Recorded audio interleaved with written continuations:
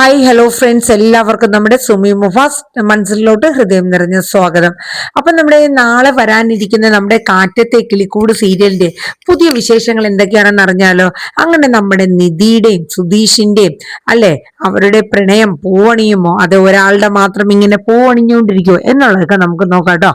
അങ്ങനെ നമ്മുടെ സുധീഷിന്റെ എല്ലാ ഇഷ്ടങ്ങളും പുറത്ത് പ്രകടിപ്പിക്കുന്ന രീതിയിൽ തന്നെ നിധിയോട് നല്ല രീതിയിൽ ആ ബർത്ത്ഡേ സെലിബ്രേഷൻ ഒക്കെ വളരെ നല്ല രീതിയിൽ സെലിബ്രേറ്റ് ചെയ്യുന്നുണ്ട് കേട്ടോ.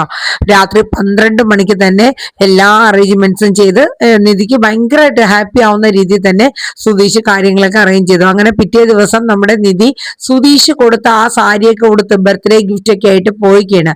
അങ്ങനെ പതിവ് പോലെ തന്നെ കമ്പനിയിലൊക്കെ പോയിട്ട് അന്നേ ദിവസം കുറച്ച് നേരത്തെ നിധിക്ക് ഇറങ്ങണമായിരുന്നു. അപ്പൊ സിദ്ധാർത്ഥിനോട് ചോദിക്കുന്നുണ്ട്, സാർ ഇന്ന് കുറച്ച് നേരത്തെ എനിക്ക് ഇറങ്ങണം, എനിക്ക് ടൗൺ വരെ ഒന്ന് പോണോന്ന് പറഞ്ഞു. അപ്പൊ സിദ്ധാർത്ഥ തോന്നി ഇവിടെ അങ്ങനെ ലീവ് എടുക്കുന്നതിനോ അല്ലെങ്കിൽ കുറച്ച് നേരത്തെ ഇറങ്ങുന്നതിനൊന്നും അങ്ങനെ പ്രത്യേകിച്ച് ഫോർമാലിറ്റി ഒന്നുമില്ല, ജസ്റ്റ് ഒരു മെസ്സേജ് ഇട്ടിരുന്നാ മതി നിധി എന്ന് സിദ്ധാർത്ഥ പറയണ. ഓക്കെ പറയുന്നുണ്ട്. അപ്പം നമ്മുടെ സിദ്ധാർത്ഥിന് നമ്മുടെ നിധിയോട് ചെറിയൊരു ചായ്വും കാര്യങ്ങളൊക്കെ ഉണ്ട്. അപ്പൊ അത് വെച്ചിട്ട് സിദ്ധാർത്ഥ പതുക്കെ, അതെ ഞാൻ എന്തായാലും വർക്ക് സൈറ്റ് വരെ ടൗണിൽ പോകുന്നുണ്ട്, നിധി ഒരു കാര്യം ചെയ്തോളൂ, ഞാൻ നിധിയെ ഡ്രോപ്പ് ചെയ്യാന്ന് പറയാം. അപ്പൊ ഇല്ല സാർ ഞാൻ ബസ്സിൽ പൊക്കോളാന്ന് പറയാം. എന്തിനാണോ, ഞാൻ എന്തായാലും അവിടം വരെയാണല്ലോ പോകുന്നത്. എന്നാ ഓക്കെ പറഞ്ഞു. നിധിക്ക് അത്ര അങ്ങോട്ട് ഒരു ഇഷ്ടമൊന്നും അല്ല.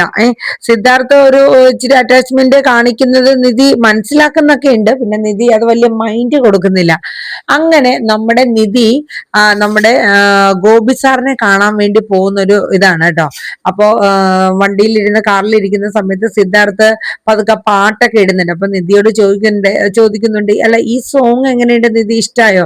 അപ്പൊ നിധി വേറെ എന്തോ ചിന്തയിലാണ്. കാരണം ഡൈവേഴ്സ് ചെയ്യാൻ പോകുന്ന കാര്യം എങ്ങനെ ഗോപി സാർ അറിഞ്ഞു എന്നുള്ളതാണ് നിധിയുടെ ചിന്ത. അങ്ങനെ ആ കാര്യത്തിലൊക്കെ ചിന്തിച്ചിരിക്കുമ്പോഴാണ് സിദ്ധാർത്ഥിന്റെ ഒരു കോമഡി വിളിച്ച്, എന്താണ് ഈ പാട്ട് ഇഷ്ടായോ നിധി എന്നൊക്കെ ചോദിച്ചിട്ട് പതുക്കെ നമ്പർ ഇട്ട് നിധിയോട് മിണ്ടാൻ നോക്കുന്നത്. അപ്പൊ നിധി എന്താ പറഞ്ഞത്? അപ്പൊ അല്ല ഈ സോങ് നല്ലതാണോ എന്ന് ചോദിച്ചതാ. അപ്പൊ നിധി പറഞ്ഞു ഞാൻ ശ്രദ്ധിച്ചില്ലായിരുന്നു എന്ന് പറയാം. അങ്ങനെ അപ്പൊ സിദ്ധാർത്ഥിന് മനസ്സിലാവുന്നുണ്ട് നിധി വേറെ എന്തോ ചിന്തയിലാണ് എന്നുള്ളത് നിധിക്ക് മനസ്സിലാവേണ്. അങ്ങനെ സിദ്ധാർത്ഥ ചോദിക്കണ്ട നിധിക്ക് അങ്ങോട്ട് ഇറങ്ങേണ്ടേ. അപ്പം നമ്മുടെ നിധി പറയുന്നുണ്ട്, എന്നെ പോലീസ് സ്റ്റേഷൻ വരെ ഒന്ന് ഇറക്കിയാൽ മതി എന്ന് പറയും. എന്ത് പോലീസ് സ്റ്റേഷനിലോ? അവിടെ ആരെ കാണാനാ? എന്റെ ഒരു റിലേറ്റീവ് വർക്ക് ചെയ്യുന്നുണ്ട് അവിടെ, അപ്പൊ അവിടെ പുള്ളി ഒന്ന് കാണാൻ വേണ്ടിയിട്ടാന്ന് പറയാം. ഓ ആയിക്കോട്ടെ. അപ്പൊ പറയാം നിധി ഇനി എന്നാ തക്കലേക്ക് പോകുന്നതെന്നൊക്കെ നമ്മുടെ സിദ്ധാർത്ഥ ചോദിക്കുന്നുണ്ട്. അപ്പോ നിധി പറയുന്നുണ്ട്, ഞാന് ഇനിയിപ്പോ മിക്കവാറും എന്നാന്നുള്ളത് അങ്ങനെ തീരുമാനിച്ചിട്ടൊന്നുമില്ല എന്ന് പറയും. അതേസമയം സിദ്ധാർത്ഥ ചോദിക്കുന്നുണ്ട്, ഓക്കെ എന്തായാലും നിധിയെ ഞാൻ പോലീസ് സ്റ്റേഷന്റെ അവിടെ ഡ്രോപ്പ് ചെയ്യാം, ഞാൻ തിരിച്ചു വരുമ്പോൾ നിധി ഇറങ്ങുന്ന സമയമാണെങ്കിൽ എന്റെ കൂടെ തന്നെ പോരുമെന്ന് പറയാം. അത് കുഴപ്പമില്ല സാറ് പൊക്കോളൂ എന്ന് നിധി പറയെങ്കിലും സിദ്ധാർത്ഥ ഇല്ല അത് കുഴപ്പമില്ല, നിധി എന്നെ എന്തായാലും ഞാൻ വിളിക്കാം എന്ന് പറയാണ്. അങ്ങനെ നമ്മുടെ നിധിയെ പോലീസ് സ്റ്റേഷന്റെ ഫ്രണ്ടിലോട്ട് ഇറക്കി വിടുകയാണ്. അങ്ങനെ നിധി നേരെ സ്റ്റേഷനിലോട്ട് ചെല്ലുകയാണ്. ആ സമയത്ത് നിധി നേരെ നമ്മുടെ ഗോപി സാറിനെ വിളിച്ചിട്ടാണ് വരുന്നത്. അപ്പൊ ഗോപി സാറ് നേരെ വന്നോളാൻ പറഞ്ഞിട്ടുണ്ടായിരുന്നു. അങ്ങനെ സ്റ്റേഷനിൽ ചെന്ന് ഗോപി സാറിനെ കാണാൻ. അപ്പം നിധി ചോദിക്കുന്നുണ്ട്, അല്ല സാറേ, സാറ് ഇന്നലെ വിളിച്ചിട്ടുണ്ടായിരുന്നല്ലോ, അപ്പോ ഡൈവേഴ്സിന്റെ കാര്യം സാർ എങ്ങനെ അറിഞ്ഞെന്ന് ചോദിക്കാണ്. അല്ല കുട്ടി, ഞാൻ ഒന്ന് ചോദിച്ചോട്ടെ, ഇപ്പൊ എന്തിനാണ് ഈ ഡൈവേഴ്സിന്റെ ആവശ്യമൊക്കെ? നിങ്ങൾ തമ്മിൽ എന്താണ് പ്രശ്നം? എന്തെങ്കിലും പ്രശ്നം ഉണ്ടെങ്കിൽ പറയുക. നിങ്ങളെ ഈ സ്റ്റേഷനിൽ നിന്ന് കല്യാണം കഴിപ്പിച്ച് വിട്ടവരാണ്, പിന്നെ എന്താണ് നിങ്ങളുടെ പ്രശ്നം എന്നുള്ളത് അറിയാൻ വേണ്ടിയിട്ടാണെന്ന് പറയാം. അപ്പൊ നിധി പറയും, ഞങ്ങൾ തമ്മിൽ അങ്ങനെ പ്രശ്നമൊന്നുമില്ല സാറേ, പക്ഷെ ഞങ്ങൾക്ക് ഒരുമിച്ച് പോകാൻ പറ്റത്തില്ല. എന്നാൽ ഈ 3-4 മാസം കൊണ്ടൊക്കെ നിങ്ങളെ ജീവിതം ഇത്ര വേഗം ജീവിച്ച് നിങ്ങൾ തീർത്തു എന്നൊക്കെ പറഞ്ഞിട്ട് ഗോപി സാറ് കുറെ ഉപദേശം കൊടുക്കുകയാണ് നിധിക്ക്. ആ സമയത്താണ് നമ്മൾ അവിടുത്തെ പോലീസ് സ്റ്റേഷൻ എസ് ഐ വരുന്നത്. അപ്പൊ എസ് ഐ വരുമ്പോഴത്തേക്ക് എസ് ഐ ഗോപി സാറിനോട് ചോദിക്കും, അല്ല ഇത് ഏതാ ഈ കുട്ടി?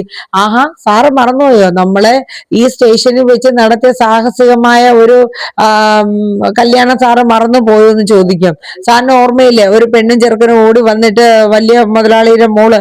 അപ്പോഴേക്കും എനിക്ക് ഓർമ്മയുണ്ട്, ഞാനേ മുഖം മറന്നുപോയി, അതാന്ന് ഇങ്ങനെ പറയാണ്. പറയാണ്. അങ്ങനെ നമ്മുടെ നിധിയുടെ അടുത്ത് ചോദിക്കുന്നുണ്ട്, എങ്ങനെയുണ്ട് കുട്ടി, ലൈഫൊക്കെ നന്നായിട്ട് പോകുന്നുണ്ടോ? ആ പയ്യൻ നന്നായിട്ട് നോക്കുന്നില്ല? അപ്പൊ പറയും, ഒരു കുഴപ്പമില്ല സാറേ, നന്നായിട്ടാ പോകുന്നത്. അപ്പോഴേക്കും ഗോപി സാറ് പറയും, സാറേ ഇപ്പൊ ഈ പെൺകുട്ടിക്ക് ഡൈവേഴ്സ് വേണമെന്ന്. അതെന്ത് പറ്റി? അവിടെ എന്തെങ്കിലും പ്രശ്നമുണ്ടോ? അവൻ കുട്ടി ഉപദ്രവിക്കോ മറ്റോ ചെയ്യുന്നുണ്ടോ? അയ്യോയ്യോ ഇല്ല സാറേ, എന്നെ ഒന്നും ചെയ്യുന്നില്ല എന്ന് നിധി പറയാം. അല്ല പിന്നെന്താണ് ഡൈവേഴ്സ് ചെയ്യുന്നതിനെ കുറിച്ചൊക്കെ ചിന്തിക്കുന്നത്? അല്ല സാർ, അത് വേറൊന്നുമല്ല, ഞങ്ങൾക്ക് തമ്മിൽ മനസ്സുകൊണ്ട് പൊരുത്തപ്പെട്ട് പോകാൻ പറ്റില്ല, അതുകൊണ്ടാണ് ഇങ്ങനെ നിധി പറയാണ്. അങ്ങനെ സാറ് ചോദിക്കുന്നുണ്ട്, ഇത് കൊള്ളാം, കല്യാണം ഡൈവേഴ്സ് ഇതൊക്കെ എന്താണോ? കല്യാണം നടത്തി തരല് മാത്രമേ പോലീസ് സ്റ്റേഷനിലുള്ളൂ. ഈ ഡൈവേഴ്സും കാര്യങ്ങളൊക്കെ മിക്കവാറും സ്റ്റേഷനിൽ അല്ല, അത് കോടതിയിൽ പോണോന്ന് പറയണേ. അപ്പൊ ഈ കാര്യം കേട്ടപ്പോഴത്തേക്കും നമ്മുടെ നിധി പറയുന്നുണ്ട്, സാർ ഞങ്ങള് കോടതിയിൽ പോയിട്ട് മ്യൂച്വൽ പെറ്റീഷൻ കൊടുത്തതാണ്. അപ്പൊ ഇന്നലെ എന്നെ ഗോപി സാറ് വിളിച്ചിട്ടുണ്ടായിരുന്നു, എന്തിനാ ഡൈവേഴ്സിന് കൊടുത്തതെന്നും അതെന്തിനാ ചെയ്തതെന്നൊക്കെ ചോദിച്ചിട്ട് ഇങ്ങനെ എന്നെ വിളിച്ചായിരുന്നു. അപ്പോ മെസ്സേജ് ചോദിക്കുന്നുണ്ട്, അല്ല ഗോപി, താൻ എന്തിനാ ഈ കുട്ടിയെ വിളിച്ചത്?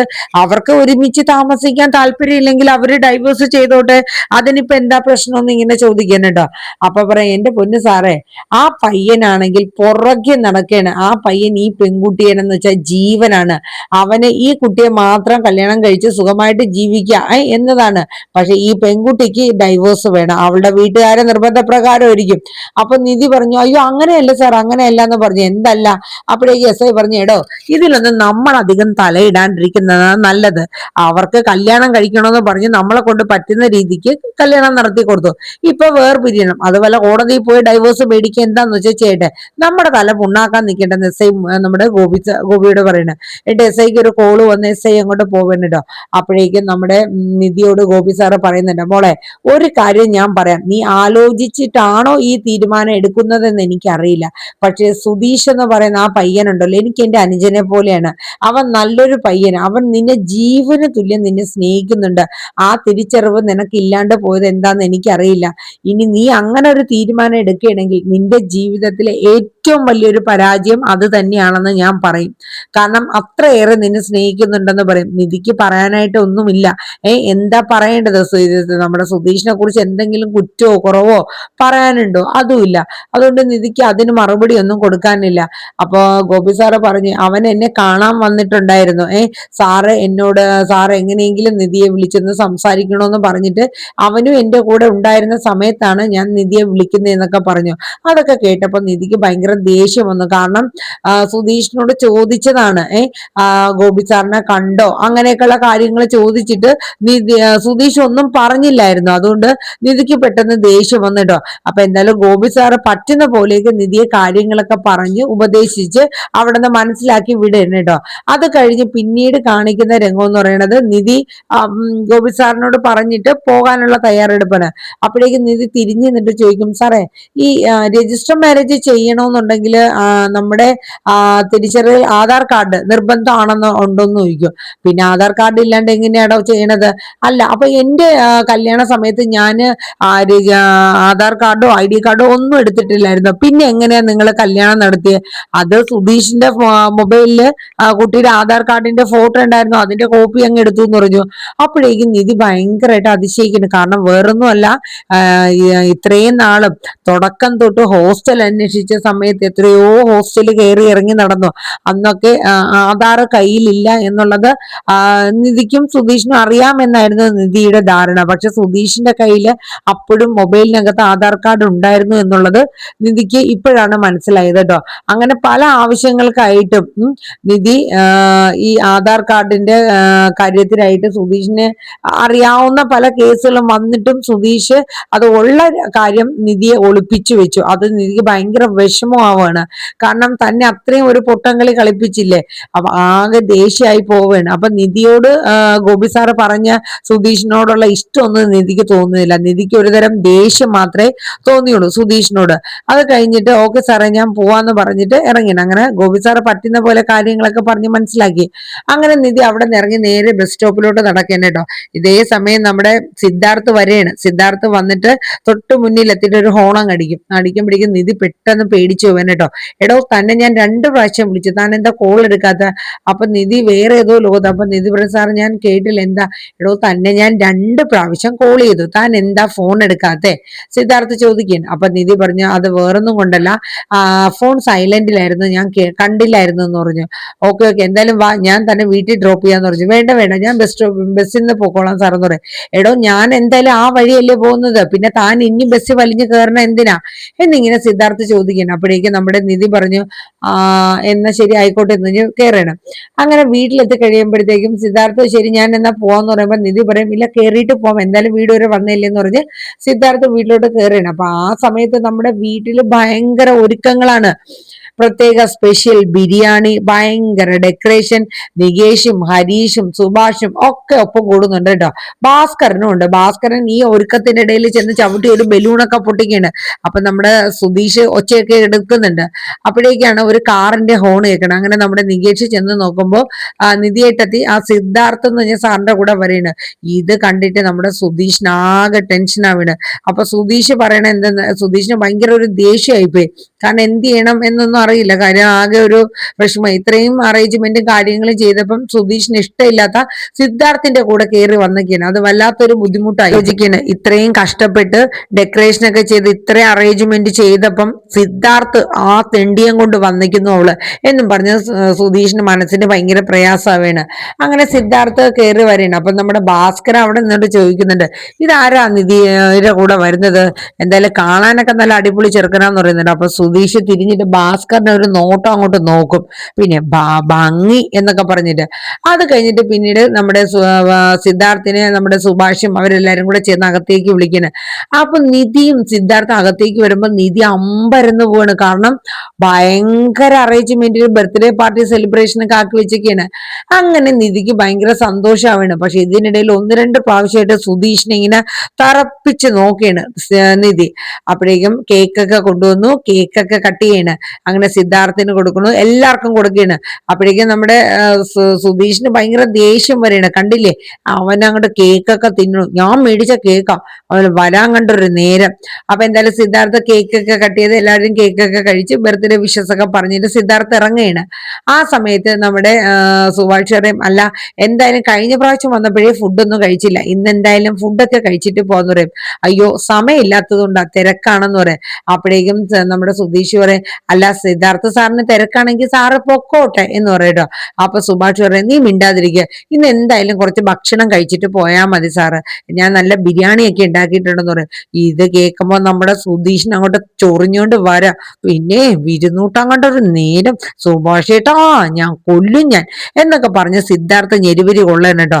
ആകെ ഒരു ഇതായിപ്പോയി സുധീഷിന്. സോറി, സിദ്ധാർത്ഥ അല്ല ഞെരുവിരി കൊള്ളണത്, നമ്മുടെ സുധീഷാണ് ഞെരുവിരി കൊള്ളണത് കേട്ടോ.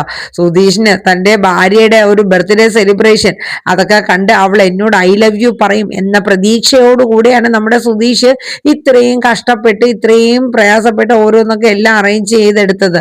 അപ്പോഴാണ് ചെരുതിയിൽ എണ്ണ ഒഴിക്കാൻ എന്ന മട്ടിൽ ഈ പിന്നെ സിദ്ധാർത്ഥിന്റെ ഒരു വരക്കം എന്നൊക്കെ പറഞ്ഞിട്ട് പല്ല് കടിച്ച് ഇങ്ങനെ പറയാൻ കേട്ടോ. അങ്ങനെ ഫുഡൊക്കെ കഴിച്ച് അടിപൊളി ഫുഡ് എന്നൊക്കെ പറഞ്ഞിട്ട് നമ്മുടെ സിദ്ധാർത്ഥ പോകുന്ന സീനാണ് കേട്ടോ. അപ്പൊ സിദ്ധാർത്ഥ പോയി കഴിയുമ്പോഴേക്കും സുധീഷിന് ഭയങ്കര ദേഷ്യമാണ്. അപ്പൊ അതിന്റെ ഇടയിലും നമ്മുടെ നിധി സുധീഷിനെ ഇങ്ങനെ നോക്കുന്നുണ്ട് കേട്ടോ, നോക്കി പേടിപ്പിക്കാന്. അങ്ങനെ അതൊക്കെ ആ ഒരു സീനോട് കൂടി കാര്യങ്ങളൊക്കെ ഏകദേശം നാളത്തെ എപ്പിസോഡിന്റെ വൈൻഡപ്പ് ആവാണ്. ഇനിയിപ്പൊ നമ്മുടെ നിധി ഈ സത്യങ്ങളൊക്കെ നമ്മുടെ സുധീഷിനോട് ചോദിക്കാൻ പോവാണ്. അപ്പൊ എന്താകും ഏതാകും എന്നുള്ളതൊക്കെ അടുത്ത ദിവസത്തെ എപ്പിസോഡിൽ പ്രൊമോയിൽ നമുക്ക് കേൾക്കാം. അപ്പൊ നാളത്തെ വിശേഷം പ്രൊമോ എന്തായാലും ഇവിടെ വൈൻഡപ്പ് ചെയ്യാണ്. നമ്മുടെ കാറ്റത്തെ കിളിക്കൂടിന്റെ പ്രൊമോ ഇവിടെ ഞാൻ നിർത്തുന്നു. എല്ലാവർക്കും നല്ലൊരു ശുഭരാത്രി പറഞ്ഞുകൊണ്ട് tata bye bye, take care, thank you.